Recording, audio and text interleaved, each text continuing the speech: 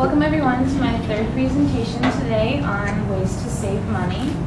My first presentation, I showed you ways to save money by buying generic products in grocery stores. And for my second presentation, I showed you ways to save money by paying your bills on time. And today I'm going to talk about ways to save money during this holiday season. So the holiday season consists of the months from November to December. And everybody knows that the second Halloween is over, those Halloween decorations go up and all the stores start advertising for Halloween. And the National Retail Federation states that 40% of consumers started their holiday shopping before Halloween. So by show of hands, did anyone in here start their holiday shopping before Halloween?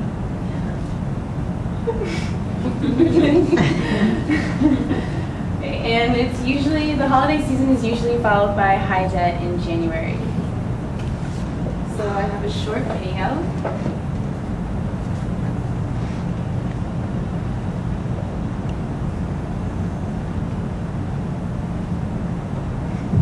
Taste is personal. So instead of just dripping through, the Breville U brew. A federal government report today that America's economy was sluggish last month. 22 News reporter Cy Becker heard from holiday shoppers today. The dismal report won't curtail their spending this season. The Commerce Department says Americans cut back on spending last month, and consumers may be worried about automatic tax increases if Congress and the White House don't strike a deal. Eastfield Mall shoppers in Springfield told 22 News they have no intention of cutting back on their Christmas gift giving. Because Christmas is about the children and the spirit of giving, and you can't stop giving just because the economy's down. So I feel like Christmas is separate than the world's economy. We've already done a lot of our shopping, and we'll do some more over the weeks come by before Christmas. I'd like to get something good and give something good. The staggered spending figures were compiled before the... So how many agree with that woman who said that Christmas spending doesn't have anything to do with the economy? You don't think it does? Or you do think it does? I think it's kind of, you're still going to give, it's just how much and how big of a ticket price you end up purchasing. So some holiday spending statistics is that online shopping alone in 2011 was almost $60 billion, and for 2012 they estimate that it's going to be almost $60 billion. And this is just only online shopping. And certified financial planner Diane McCurdy states that consumers spend about 130% of their disposable income. So if you make $1,000 a month, you're spending about $1,300 on Christmas. And where are you coming up with that extra money? How are you spending more than you're making? Is the issue. And the average planned spending amount by those who said they will make purchases online was over $1,200, and last year it was only $714. And this is a huge increase in how much we plan on spending, and the economy hasn't increased as much as those numbers have. Okay, and in 2011, holiday sales increased 5.6% to $563 billion, and this year they predict that it's going to be over $600 billion. Okay, and some more statistics is there was a random telephone interview of 1,100 people by the American Research Group, and this shows the change over the past 10 years of how much people are planning on spending on Christmas presents and just in the Christmas holiday season alone.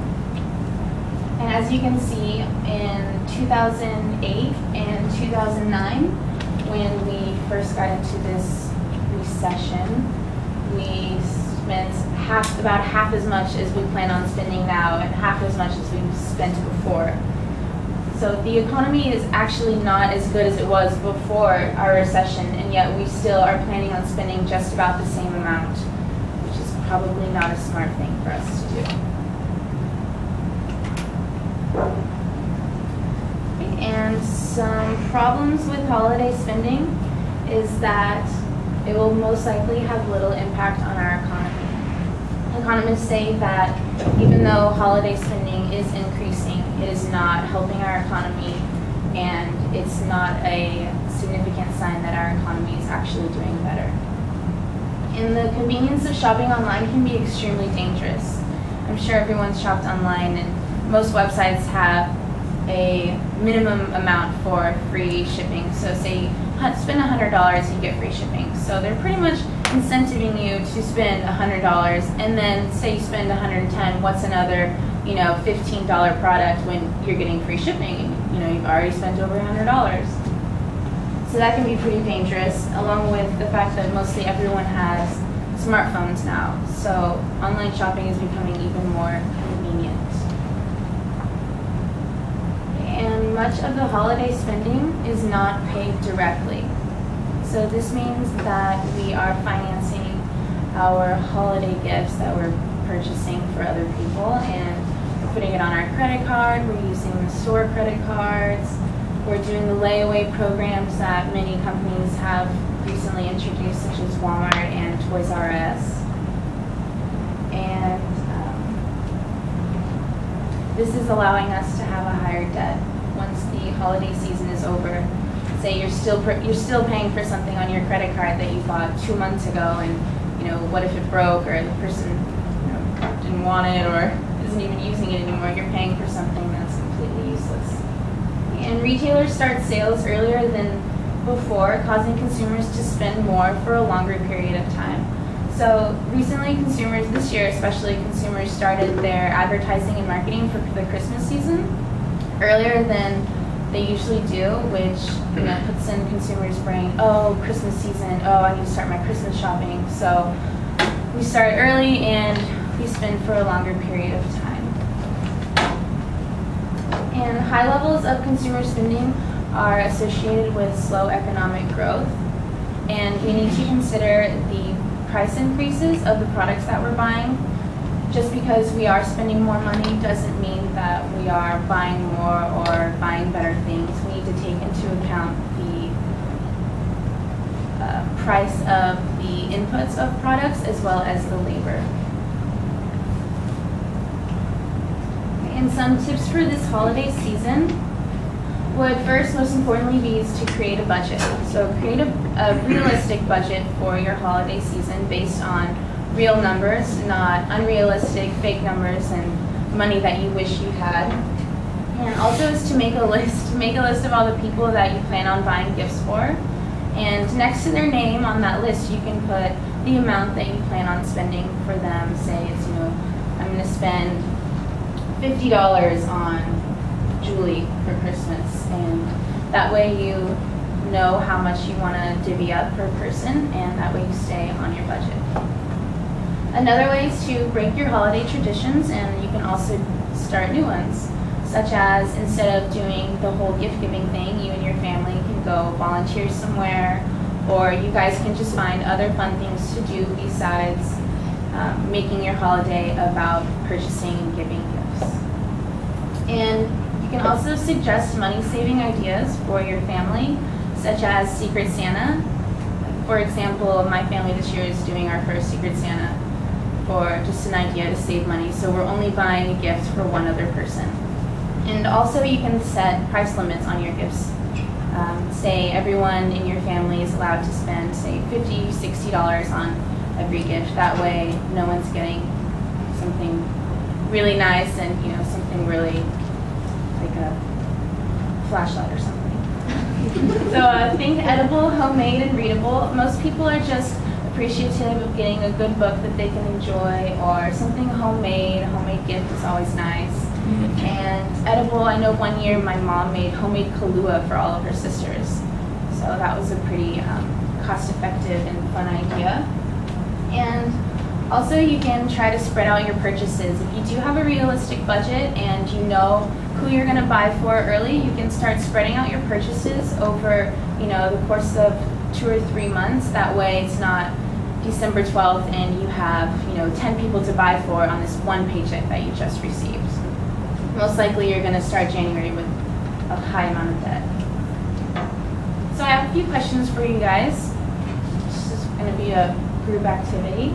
Based on the facts provided and the video presented, how will you do your holiday shopping this year?